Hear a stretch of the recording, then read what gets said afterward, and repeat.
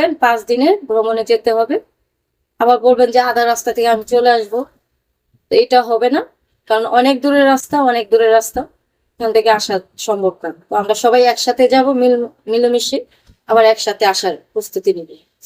তো ওখানে অনেক কিছু আছে, কুয়াকাটা যারা যান নাই দেখার মতন অনেক কিছু আছে। তো আপনারা যদি যান, মনে করি অনেক ভালো হবে। ওই জায়গাটা অনেক সুন্দর। আমি প্রতি বছরে যাই, প্রতি বছর 20 তারিখে যাই।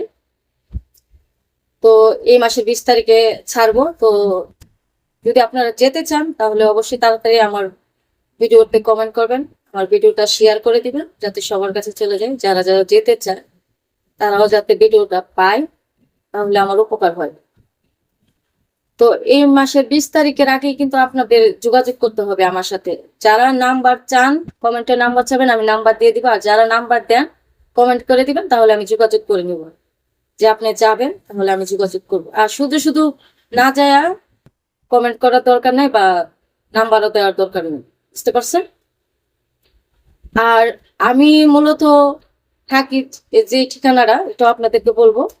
আমি মূলত থাকি হলো ঢাকা মতিঝিল বকচক্কর। আপনারা হয়তো চিনেন, অনেকে কি প্রায় মানুষই চিনে, সবাই চিনে মোটামুটি। তো মতিঝিল বকচক্কর পূর্ব পাশে আমার গেস্ট হাউস আছে।